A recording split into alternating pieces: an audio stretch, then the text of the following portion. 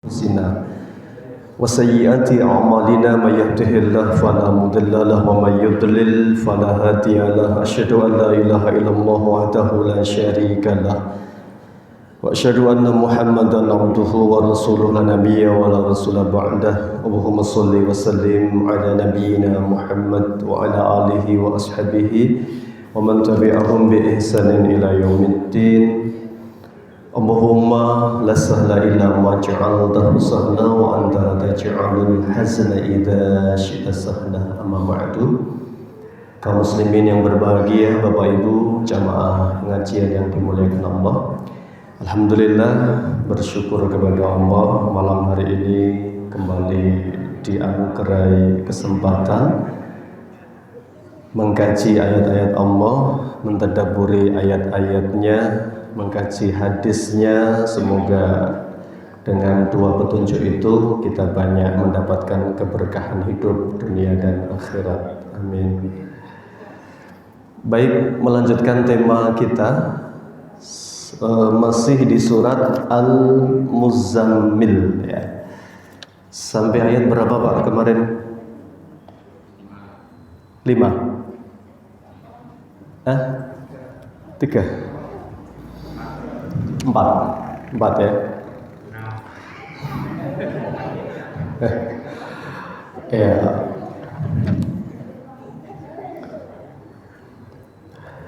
Baik. Ya 4 aja ya. Kayaknya 4 kayaknya gitu. Kemarin seingat kami sudah membahas banyak hal ya tentang keutamaan salat malam, bahwa itu dipuji oleh Allah, termasuk karakter penghuni surga itu kanu qalilan minal laili ma yahjaun. Penghuni surga itu tidurnya tidak panjang-panjang ya, artinya melakukan sholat malam ya. Termasuk bagaimana jumlah rakaat Nabi sudah dibahas. Jangan tanya panjangnya, tanya panjangnya Aisyah saksi hidupnya ya. Nabi pernah baca Al-Baqarah, Ali Imran, An-Nisa dalam salat malamnya. Itu mungkin bisa 3 jam kalau baca saja ya, kalau sambil sholat 11 rakaat. Kalau perihal bagaimana agar mudah bangun malam, ini masing-masing orang bisa beda-beda tips caranya ya. Tapi insya Allah kalau kita mengikuti sunnah Nabi, insya Allah mudah bangun malam Pak. Sunnahnya ditempuh. Kalau Nabi jelas itu termasuk sunnahnya adalah berwudu sebelum tidur itu Nabi. Ya, wudu, bahkan kalau dalam detailnya itu ya selain wudu juga beliau membaca al-mu'awwidhatain kan, An-Nas, Al-Falaq, kemudian juga membaca ayat kursi, kemudian ditiupkan di tangan panjenengan, kemudian dibalurkan ke tubuh yang terjangkau. Itu sunnah Nabi ya. Termasuk sunnah yang gak kalah penting, Nabi kalau tidak ada kepentingan sekali ba'da isya segera tidur. Itu penting sekali, itu kunci termasuk ya, karena tubuh kita ini tidak bisa dipungkiri Pak, butuh apa? Istirahat ya. Wa ja'alna laila libasa wa ja'alna nahara ma'asya ya. Sebelumnya wa ja'alna naumakum subata, kami jadikan waktu malam itu untuk istirahat, untuk tidur. Makanya kalau sahabat ditanya tentang bagaimana malamnya Nabi, ini yang sering tahu yang tinggal di rumah Nabi, ada hadis dari sahabat Anas bin Malik. Anas bin Malik ini sejak usia 10 tahun sudah ikut Nabi ya. Beliau cerita, kana Nabi sallallahu alaihi wasallam yakrahu nauma qabla al-isya wal hadis ba'daha. Adalah Nabi itu tidak suka tidur sebelum isya. Kalau tidak suka itu berarti hukumnya apa? Makruh ya. Makanya makruh itu paling tepat terjemahnya adalah tidak disukai, itu makruh itu. Nanti tidak diterjemahkan dikerjakan nggak apa-apa, nggak dikerjakan dapat pahala. Itu berarti makruh wae ora popo gitu ya. Nggak, makanya makruh itu dibenci itu. Nabi nggak suka tidur sebelum isya, kata Anas bin Malik, wal hadisa ba'daha. Dan Nabi tidak suka hadisa, ngobrol, nggak ada kepentingan ya setelah isya. Ini jadi kalau ada kepentingan boleh nggak? Boleh Pak. Nabi pernah bicara sama sahabat karibnya Abu Bakar As-Siddiq, Umar bin Khattab, ngobrol bicarakan masalah umat. Kalau beliau ini ya bicarakan, boleh. Salafus soleh juga begitu. Para alim ulama itu beliau juga mengatakan man talabal ula sahirul layal. Siapa yang ingin kemuliaan ya, ilmu, maka belajar di malam hari. Itu para ulama juga begitu. Ya, karena waktu siangnya barangkali kurang durasinya ya. Yang enggak, saya baca dalam keterangannya itu hadisa ba'dah itu adalah tidak urusan penting itu. Makanya tanda orang beriman itu min husni islamil mar'i tarkuhu ma la ya'nihi. Tanda baiknya Islam seseorang meninggalkan yang tidak baik, yang enggak manfaat ya. Dia Pak, kalau mau bangun malam gampang, segera tidur kalau tidak ada kepentingan ya. Tadi sudah melakukan sunnah ya. Tapi penting, dari yang paling penting sebenarnya kuncinya nomor satu apa? Dilupa. Niat Pak. Orang kalau sudah niat itu mesti sungguh-sungguh kan. Nah orang kalau nggak niat itu, meskipun sudah wudhu, sudah tidur gasik, namanya nggak niat. Ya turu gasik tangi awan, namanya nggak niat toh. Nomor satu niat. Makanya idza sadaqal azmu wadhahas sabil, gitu pepatah mengatakan kalau azamnya sudah kuat, rintangan bisa disingkirkan semua, rasa ngantuk, rasa malas ya. Kalau hari ini ya pakai alarm Pak, itu insya Allah jauh lebih memudahkan ya. Itu tips itu cocok jenengan terapkan, belum tentu cocok diterapkan orang lain. Tapi kalau mengikuti sunnah Nabi, insya Allah Pak, itu banyak keberkahannya ya. Tadi baik, itu kalau perihal tips bangun malam. Warotilil Qur'ana tartila, kemarin belum banyak dibahas nih. Dan bacalah Al-Quran dengan tartil. Apa tartil? Ya, tamahal, pelan ya. Kalau Ali bin Abi Thalib, tajwidul hurufi wa ma'rifatul wuqufi, yaitu membaca dengan tajwid yang benar. Makanya Quran ini jelas ya, diturunkan lewat Jibril kepada Rasulullah ya, yang paling mengerti adalah para sahabat. Maka sahabat belajar langsung dari Nabi. Nah beberapa sahabat ini dipilih oleh Nabi karena paling bagus, termasuk ada Abdullah bin Mas'ud, langsung dipuji. Allah sampaikan lewat Jibril, kalau belajar Quran belajarlah dari Abdullah bin Mas'ud ya. Itu tajwid Pak. Nah, bahkan kalau Imam Al-Jazari dalam matan Jazariyah, Imam Jazari itu mengatakan hukumnya apa? Baca Quran pakai tajwid. A wajib, B sunnah, C mubah. Hukumnya wajib Pak membaca pakai tajwid. Belajarnya hukumnya sunnah. Kok bisa ya? Belajarnya sunnah, prakteknya wajib itu. Berarti nek nggak belajar bisa sudah cukup itu.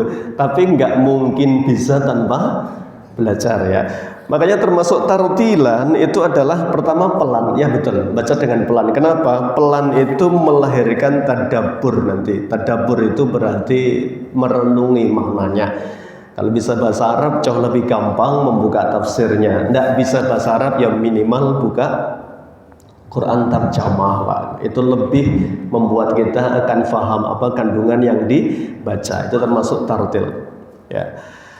Termasuk di sini dibahas keutamaan membaca Al-Quran ya. Jadi tilawah Quran ini satu kemuliaan. Bahkan Nabi langsung detailkan pahalanya ini ya. Hadis riwayat dari Imam Tirmidzi, hasan sahih hadisnya. Man qara'a harfan, barang siapa membaca satu huruf min kitabillahi, dari huruf-huruf Al-Quran, falahu hasanatun, maka dia mendapatkan satu pahala. Wal hasanatu bi asyri amsalihha, dan satu pahala dilipatkan 10.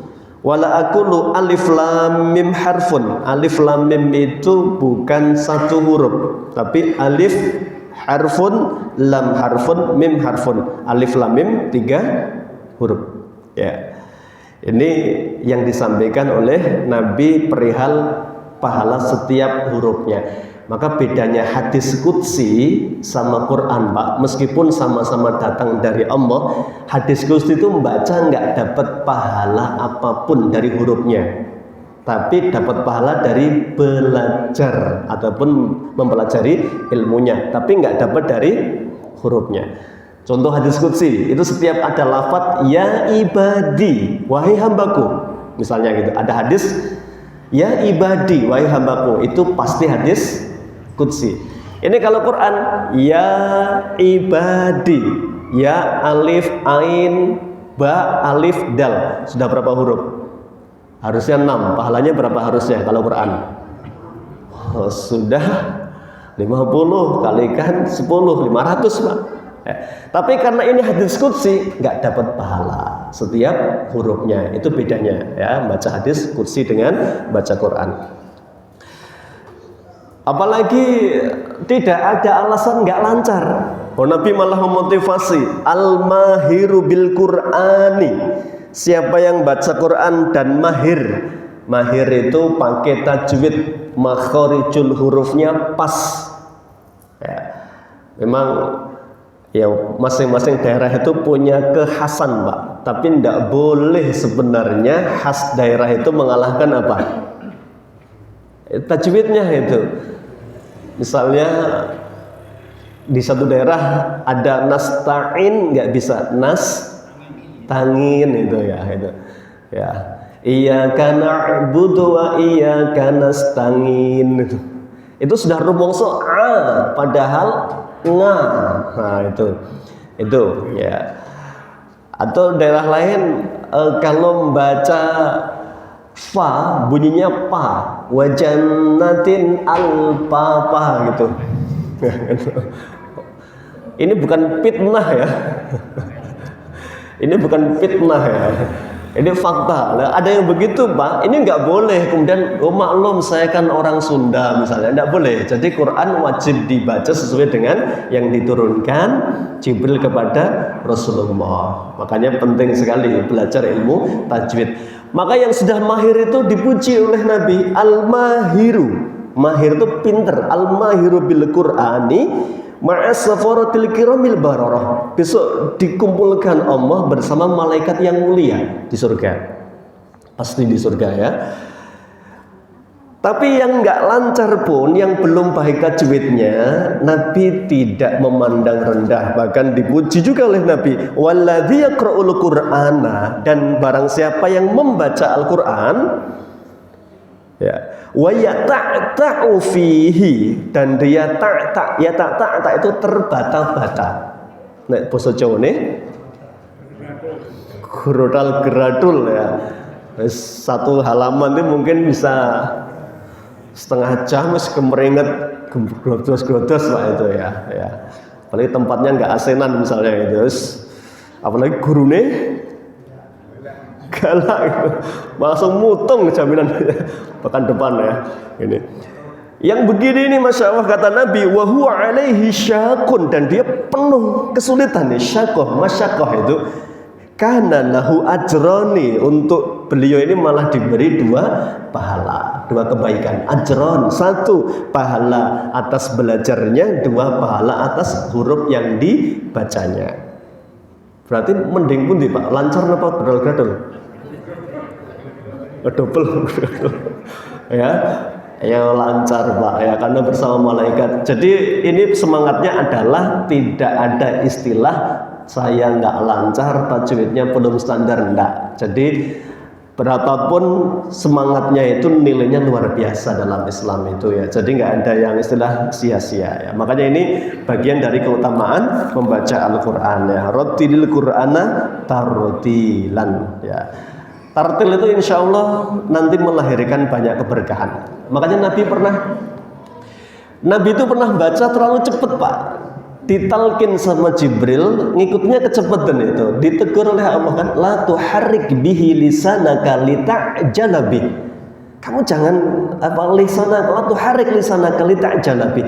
Kamu jangan terlalu cepat menggerakkan lisanmu, ya, jangan tergesa-gesa. Istijal itu tergesa-gesa. Maka lebih baik memang baca itu tartil pelan. Ya, kaidahnya dapat, insyaallah makhorijul hurufnya dapat, ya. Ini keutamaan membaca Al-Quran. Warotilil Qur'ana tartila. Ayat kelima, inna sanulqi alaika qaulan thaqila. Inna, sesungguhnya kami Allah sanulqi akan memberikan kepadamu al-qayyunqi alaika kepadamu qaulan thaqila. Qaulan thaqila, ucapan yang sakil. Sakil itu berat, ya. Apa makna qaulan thaqila? Ada beberapa makna ternyata qaulan thaqila, ya, bahwa apa maksudnya kami akan menurunkan kepadamu Al-Qur'an qaulan thaqilan. Kenapa disebut qaulan thaqila? Pertama maknanya adalah, ya, Nabi fi halati, di saat Jibril membawa wahyu menurunkan kepada Nabi, itu dirasa berat sekali bagi Nabi, ya. Maka Nabi ceritakan wahyu itu datang dengan beberapa cara, Pak. Kadang lewat mimpi. Maka mimpinya para nabi adalah wahyu. Nabi Ibrahim mimpi suruh nyembelih putranya, itu berarti adalah wahyu. Nabi Muhammad lewat mimpi kadang. Pernah mimpi Nabi, Masya Allah, mimpi karena saking kangennya dengan Ka'bah, Pak, sampai ngimpi Nabi itu. Ini pas peristiwa Hudaybiyah, menjelang Hudaybiyah. Nabi ngimpi tahun ke-6 Hijriah itu. Ngimpi diizinkan Allah apa? Mengunjungi Ka'bah setelah 6 tahun, karena diusir dari Mekah itu. Ya, akhirnya hijrah ke Madinah tahun ke-6, berarti kan 6 tahun nggak ketemu Ka'bah, rindu berat, ngimpi, Pak. Itu termasuk wahyu. Nanti surat Al-Fatih itu, ya. Kalau mimpi nggak terasa berat, tapi ada yang berat bagi Nabi seperti suara gemerincing lonceng, ya. Suaranya memekakkan telinga, kemudian terasa berat sekali bagi Nabi. Ini ada beberapa cerita. Disebutkan dari Anas ibn Malik. Satu hari beliau bersama Nabi, kemudian duduk dekat Nabi, pahanya Nabi itu nindi pahanya Anas bin Malik. Anas cerita, paha saya sampai mau apa ini? Rasanya kayak sempal gitu, Pak, ya. Apa? Kayak mau patah gitu, saking beratnya gitu. Ternyata Nabi mendapatkan wahyu. Jadi mendapati wahyu itu Nabi merasakan berat sekali, makanya disebut qaulan tsaqilan, berat sekali. Dalam riwayat lain ada lagi Nabi disebutkan di atas kuswa, unta putihnya itu datang wahyu, Jibril bawa wahyu, untanya sampai nggak kuat berdiri, Pak. Sampai apa ini? Menderun, tidak cukup menderun, sampai lehernya itu ndelosor di pasir itu, saking beratnya ketika Nabi di atasnya sedang mendapatkan wahyu.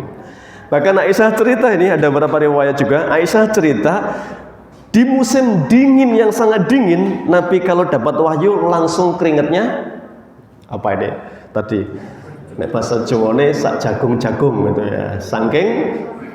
Saking beratnya itu sampai Nabi kemeringat itu, Pak. Ini menunjukkan Quran itu nggak ada yang ringan. Makanya nanti ada kisah, tapi nggak ada di tafsir ini. Ada kisah bukan sahabat, ya, ini termasuk tabi'ut tabi'in, namanya Anas bin Malik. Beliau ini Masya Allah orang alim di Madinah, gurunya Imam Syafi'i, Malik bin Anas. Kalau sahabat namanya Anas bin Malik, kalau ini namanya Malik bin Anas, ya. Kalau Anas bin Malik itu sahabat, kalau Malik bin Anas itu Imam Malik, jangan keliru. Malik bin Anas satu hari pas majelis, tiba-tiba ada pemuda, dia ternyata utusan dari satu kampung yang perjalanannya saja menghabiskan waktu sepekan lebih. Zaman dulu, Pak, naik unta barangkali. Membawa 40-an pertanyaan dari kampungnya. Ya. Datang ke Madinah, ketemu Imam Malik, dibacakan pertanyaannya. Dari 40 pertanyaan, kalau tidak salah yang 37 dijawab wallahu a'lam. Hanya 3 yang dijawab itu. Pemuda itu tetap ngengkel, Pak. Loh, saya ini sudah diragati sama penduduk saya, diutus ini untuk membawa 40 pertanyaan. Nanti saya harus jawab apa? Masuk jawabannya wallahu a'lam. Ya jawab saja, kata Imam Malik, wallahu a'lam itu. Tiba-tiba ada, Pak, orang yang tidak sealim Imam Malik mengatakan pertanyaan begitu entengnya kok nggak dijawab itu. Ya. Imam Malik marah sekali. Ya.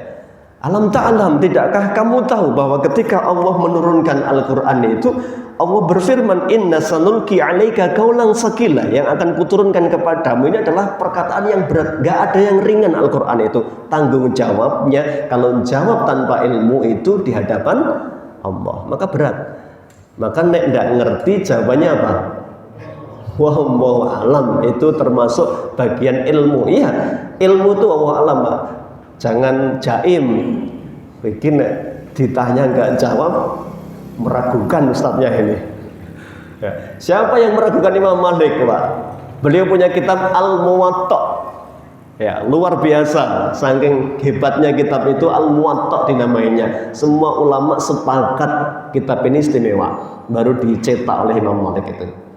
Ya. Tapi beliau tidak segan-segan menjawab wallahu a'lam. Nabi Muhammad juga gitu. Ditanya Jibril, akhbirni anisa'ah, Muhammad, kapan kiamat akan terjadi?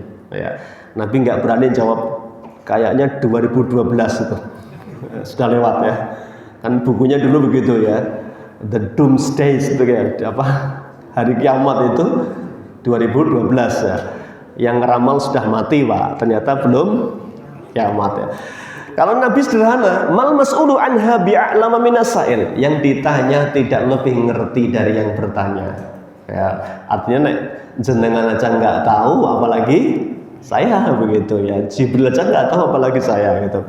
Itu Nabi Muhammad, terus terang, kalau nggak tahu ya nggak tahu. Baik, ini maksudnya kaulan sakilan. Jadi pertama memang turunnya itu sudah dirasa berat bagi Nabi. Makna lain kaulan sakilan adalah bahwa azimatu ma'anihi, ya. Maknanya itu azimah, besar. Artinya apa? Quran ini isinya adalah hal-hal yang berat.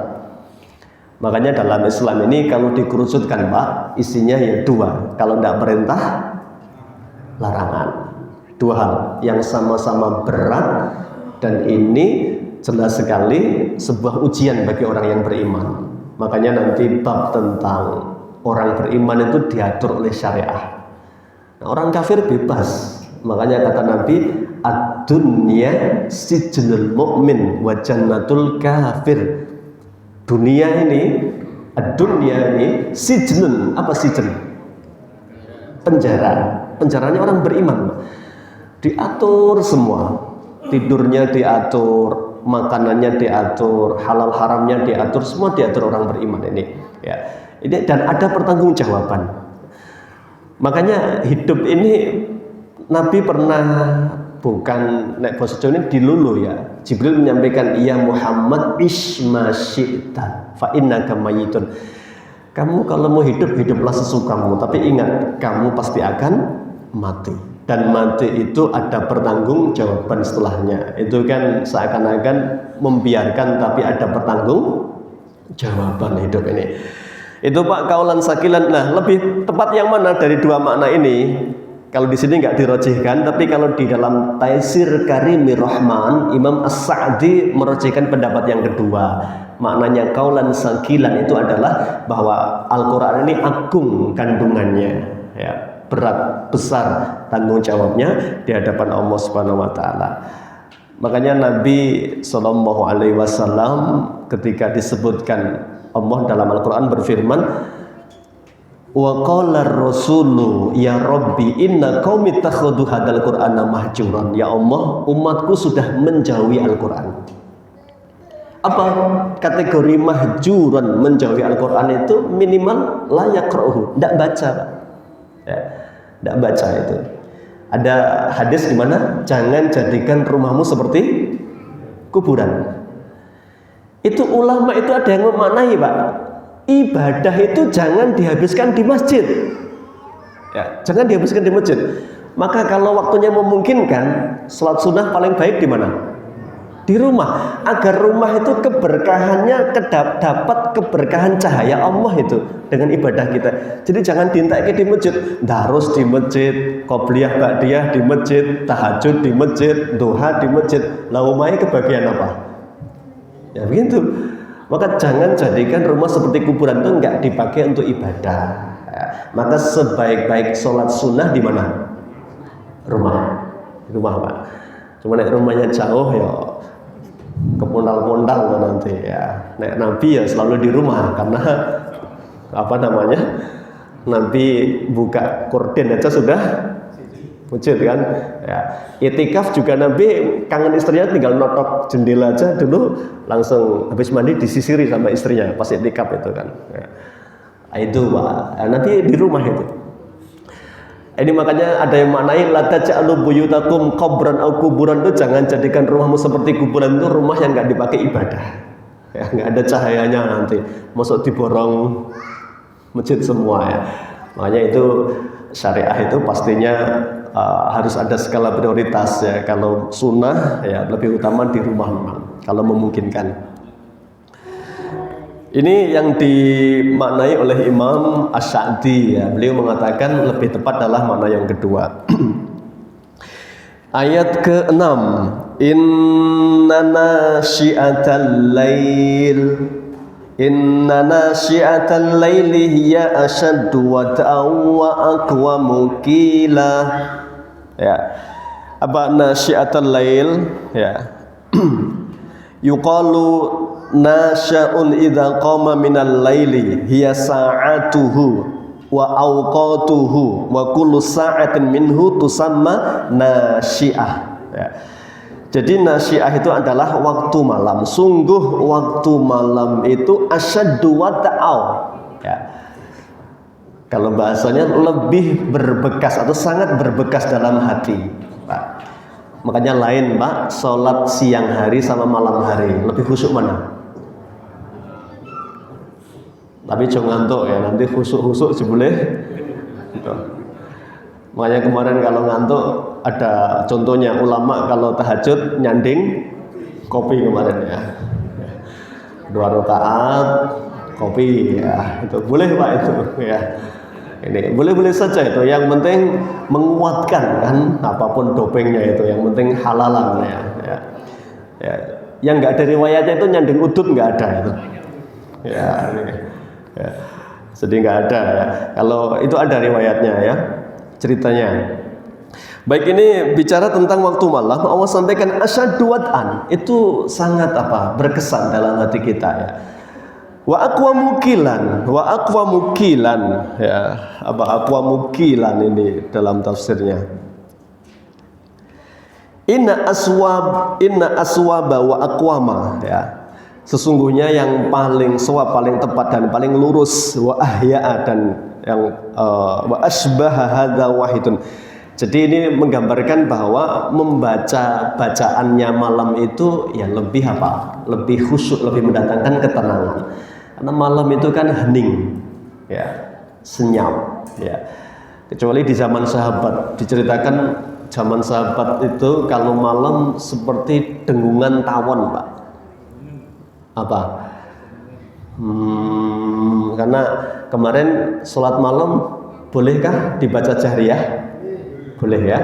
Siriyah boleh. Bahkan sir agak dinaikkan sedikit, yang terlalu jahar agak diturunkan. Sayyidina Umar sama Abu Bakar kemarin diceritakan oleh seorang sahabat ya, pernah ditanya Nabi, kenapa kamu terlalu keras Umar ya? Kamu bacanya keras sekali gitu. Biar ngantuknya hilang ya. Sama bangunkan yang sedang tidur gitu ya ini. Jadi zaman sahabat malam itu hidup Pak ini. Ya, mungkin malah lailuha kanahariha ya, malamnya seperti siangnya ya. Baik, ini jadi lebih berkesan. Innalaka fin nahari, sesungguhnya bagimu fin nahari di waktu siang, sabhan tawila ya, sabhan tawila. Innalaka fin nahari sabhan tawila. Apa sabhan? Tatawu'an katsiran. Ya, kata Ibnu Katsir, tatawu'an katsiran. Ya, tatawu ini diartikan kesibukan yang banyak. Jadi Allah mengingatkan, Pak, innalaka fin nahari sabhan tawila. Ya, kalian itu, atau kalau ini lafadznya kepada Rasulullah, ya Muhammad Rasulku, kamu siang ini sudah sibuk dengan urusan dunia. Nabi dunia itu maksudnya yang ngurusi siapa? Umatnya, berdakwah, untuk berjihad fisabilillah. Tapi ini belum jihad, Pak, karena ini masih di Mekah ya, masih awal-awal. Ini kesibukan dakwah maksudnya. Kamu karena siang hari sibuk dengan urusanmu, ya, maka Allah ingatkan, wadkurisma rabbika watabattal ilaihi tabtila, di malam hari maka beribadahlah yang sungguh-sungguh kepada Allah. Ya. Maka ketika Allah Subhanahu wa Ta'ala dengan maha agungnya, rahmatnya, nanti banyak di ayat-ayat itu menjelaskan tentang, ya, kenapa ada waktu siang, kenapa ada waktu malam. Tadi sudah disinggung di depan. Yang paling hafal kan surat An-Naba, ayat ke berapa itu? 9 mungkin ya. Wa ja'alna naumakum subata wa ja'alna al-laila libasa wa ja'alna an-nahara ma'asya. Ma'asya itu ma'isya. Apa? Kami jadikan lail, malam, untuk istirahat. Istirahat itu maksudnya apa, Pak? Tidur. Maka hidup jangan dibalik ya. Koncone turu malah melek, koncone melek turu. Wah, ini mesti tidak sesuai dengan apa? Fitrah tubuh manusia, Pak. Fitrahnya itu jelas itu. Wa ja'alna laila libasa wa ja'alna nahara ma'asya. Maka Allah tahu siangmu sudah sibuk sekali ngurusi dunia, maka bangunlah di waktu malam, karena waktu malam itu asyaddu wat'a wa aqwamu qila tadi. Maka ada hamba-hamba yang tidak disukai Allah, namanya dibenci, nggak disukai, berarti kan. Makanya ada hamba yang tercintanya Allah, siapa kemarin ya, yang dipuji oleh Allah adalah orang yang bisa bangun malam, termasuk wabil asharihum yastaghfirun, di waktu sahur-sahur mereka mohon ampun kepada Allah. Ini yang disukai oleh Allah. Nanti di surat Al-Furqan lebih detail ya. Wa ibadur rahman, ibadur rahman, maka ada sifat-sifat ibadur rahman ya. Nanti sifat-sifatnya salah satunya adalah sholat malam. Sholat malam itu kebiasaannya hamba Allah, yang tersayangnya Allah itu adalah sholat malam ya. Maka yang dibenci Allah siapa? Disebut oleh Nabi ini, innallaha, sesungguhnya Allah, yubghidhu, abghadha yubghidhu, sesungguhnya Allah membenci kulla ja'dhariyin, setiap orang yang sombong. Ja'dhari dalam keterangan syarah hadisnya itu adalah ja'dhari syadidul hirs, orang yang kalau ngejar dunia itu luar biasa semangatnya ya, sampai dia sombong ketika memegangnya. Allah tidak suka orang yang sombong. Jawadin, Allah juga nggak suka orang yang kasar, nggak suka kasar ya. Termasuk rahasia Nabi kok sukses dakwah itu, ternyata Allah langsung sebutkan dalam surat Ali Imran itu apa? Layin, apa layin, Pak? Lemah lembut. Jadi semua orang itu nyaman gaul sama Nabi. Kenapa? Nabi tidak pernah marah, Pak. Tidak pernah marah Nabi itu. Kalau urusan apa? Ya pribadi, urusan muamalah. Ya Badui itu kadang kurang ajar ya. Pernah sama Nabi itu kasar sekali ya. Nabi pernah muamalah sama Yahudi, pinjam meminjam ya. Nabi nggak tahu apakah kelupaan atau bagaimana, Yahudi nagih dengan kasar, malah ditarik apa nih?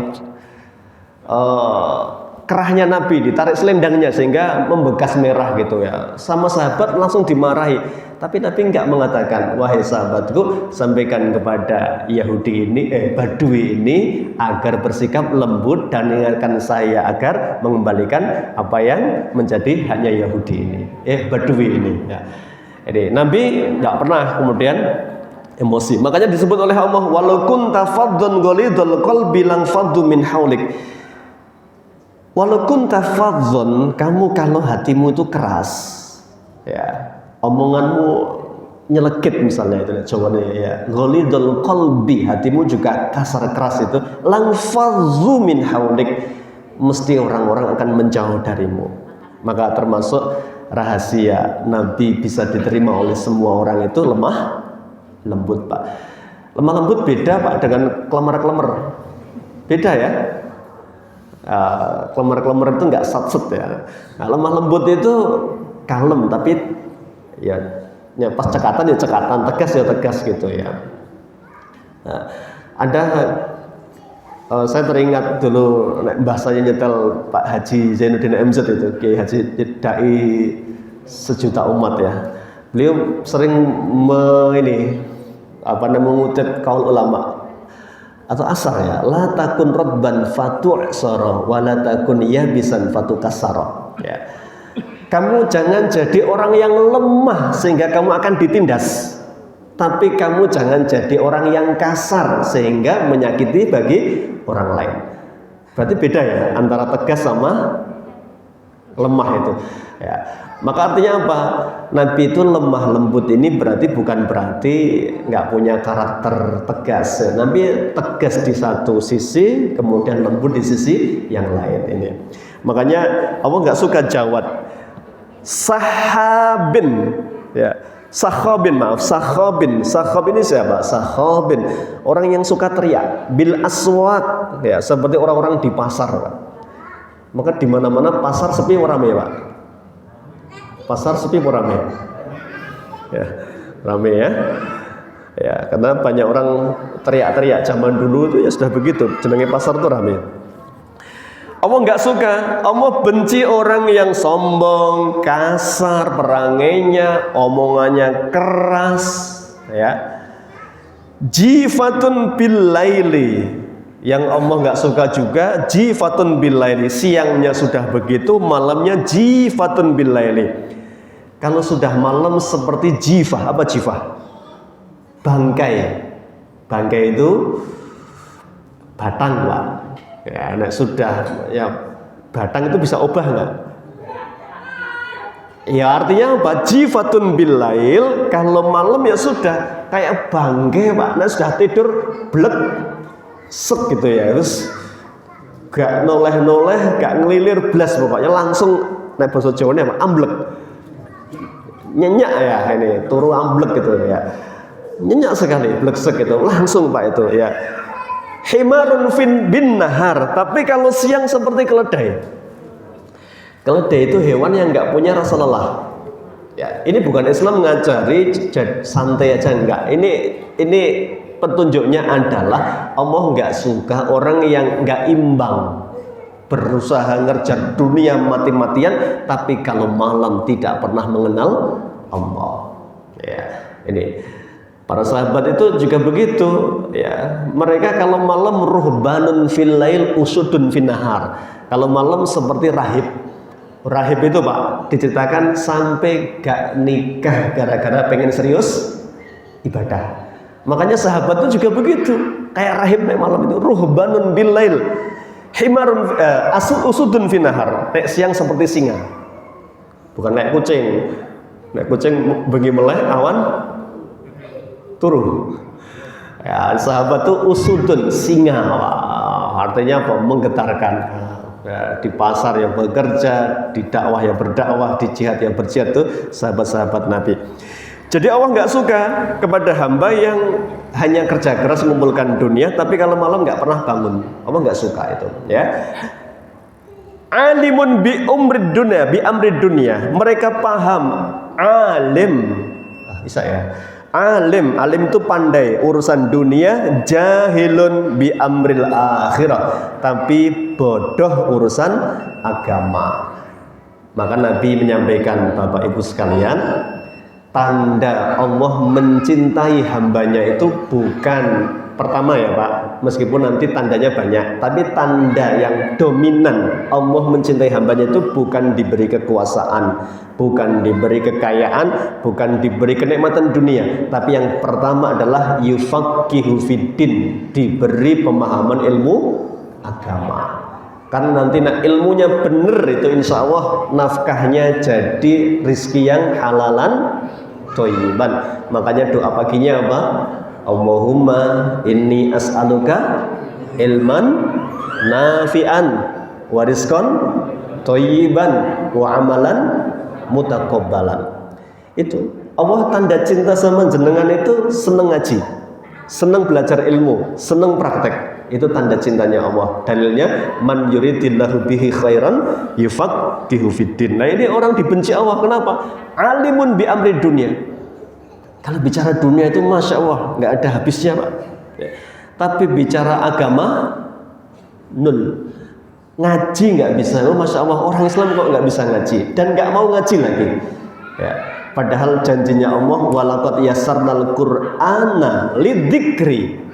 Quran ini mudah dipelajari Pak, mudah, nggak ada istilah nggak bisa. Saya dulu pernah ngajari ibu-ibu tua-tua itu, tua-tua sekali bapak-bapak nggak sekolah itu, bisa Pak. Sekarang nggak ada yang nggak bisa baca Quran itu. Ya ini bukan kehebatan metode, tapi memang kemudahan dari Allah. Allah janjikan sendiri, Quran itu mudah dipelajari, mudah dibaca. Ya. Fahal min muddakir, Allah nanyanya ada nggak yang menjadikannya pelajaran, ada nggak yang mau belajar? Kalau mau mudah semua. Makanya jangan sampai kok bodoh urusan agama tapi mahir urusan dunia ya. Rabbil masyriqi wal maghrib la ilaha illa huwa fattakhidhu wakila. Sampai ayat ke-9. Ini memang Ibnu Katsir penggalanya ayat 1 sampai 9 ya. Malam ini sampai ayat yang ke-9 Allah ingatkan Rabbul masyriqi wal maghrib la ilaha illa huwa. Allah Rabb timur dan barat, tidak ada Tuhan melainkan Dia. Fattakhidhu wakilan. Ya, maka pasrahlah kepada Allah, jadilah Dia pelindungmu. Ada keterangannya nanti di sini, termasuk kita disuruh boleh Pak bertawasul. Tawasul boleh? Boleh nggak? Boleh. Dalam ayat ini tawasulnya suruh pakai asmaul husna. Asmaul husna. Walillahi asmaul husna fad'uhu biha. Allah punya nama-nama yang husna. Apa husna? Baik, indah ya. Berdoalah dengan nama itu. Makanya nanti kalau sakit ngajari kita doanya apa?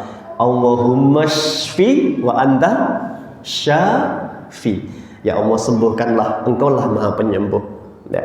Minta ampunan, ya Ghafur ikfir lana dzunubana, ampuni dosa-dosa kami ya. Ya Rauf ya Rahim, ya sayangilah hamba. Ya Ghani, ya berilah hamba rizki ya. Semuanya Asmaul Husna ini adalah nama untuk dipakai doa. Itu namanya tawasul bi asma'ihi al-husna ya. Sampai ayat 9 karena sudah Isya, berikutnya nanti masuk ayat 10. Semoga cukup waktu, sekali lagi selesai ya. Surat Al-Muzammil ya. Keutamaan salat malam. Malam ini temanya adalah tentang warattilil Qur'ana tartilan tadi ya, membaca Al-Qur'an dengan tartil, dengan tajwidnya. Baik, kita cukupkan sampai di sini. Kita tutup dengan kafaratul majlis. Subhanaka Allahumma wa bihamdika asyhadu an la ilaha illa anta astaghfiruka wa atubu ilaik. Billahi taufiq wal hidayah. Assalamualaikum